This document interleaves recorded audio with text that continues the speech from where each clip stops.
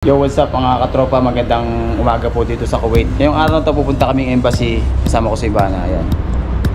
So, kamusta po kayo mga katropa? Panibagong araw, panibagong memories na naman po. Yan, medyo maganda yung panahon ngayon mga katropa, hindi medyo mainit. Nice. Sakto lang, siguro medyo maaga pa, kaya talagang hindi pa talaga totally mainit. Samahan nyo kami rito, punta tayo embassy, magpapa-verify tayo. Dahil nga malapit-lapit na yung ating bakasyon. Sana all. So, napinintay nyo. Tara, let's G!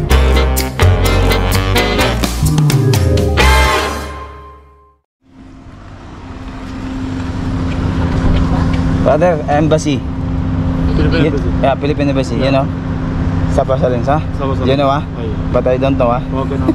How much there? 2KD. Only. Only 2KD. 2KD only Sabah Salim. Sinakatato niya. Sabah Salim here inside. Yeah, no, what? 2KD only there. Yeah, that's all now. 2KD only. Bas. Nice. Inside. Only 2KD. Alas. Okay. 2.5 sinisingil niya mga katropa. 2KD lang naman dun eh. Meanwhile, bro, Sabah Salim, Philippine Embassy. How much? 2KD sa? Okay. So ayan, 2KD lang mga katropa. Tatanungin natin kung alam niya. You know ha? You know Philippine Embassy ha? Okay? Location fee? Malum ha? Location fee? Wala, mga integration. Adan yung Philippine Embassy. So, Malum wala. Arab ada, lekin Arab. माफी location? Apa yung location? Arab ada jadid ini.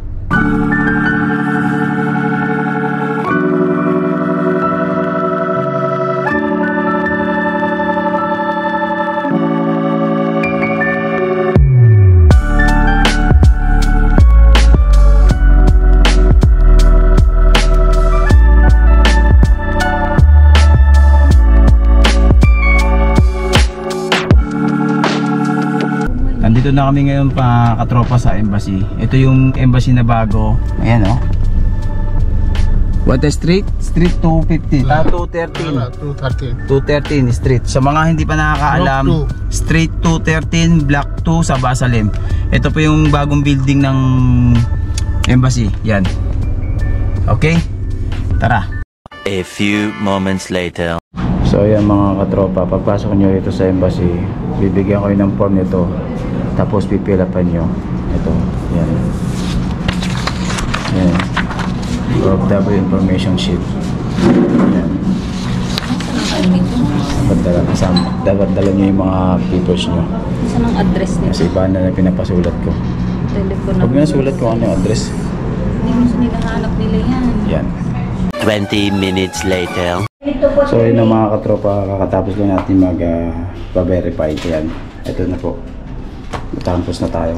So bagong company kasi tayo, kailangan natin magpa-verify ulit. Pag bagong company kayo guys, kailangan nyo ulit po magpa-verify. Yan, okay na po yan, wala na problema yan. Para sure, para walang skandalo pagdating sa Pilipinas o kaya sa airport. Yan, thank you.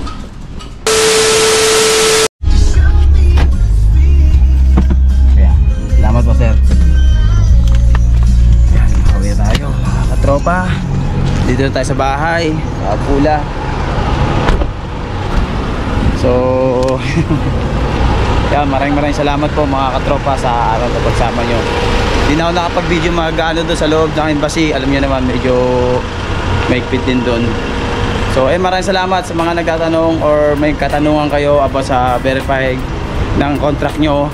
Kailangan nyo lang ng mga photocopy, Xerox, tapos kailangan nyo lang i-English lang yun, i-translate sa English. So yun, maraming salamat po. Kahit tagi-isang copy lang, yun ang kailangan doon mga katropa, tagi-isang copy.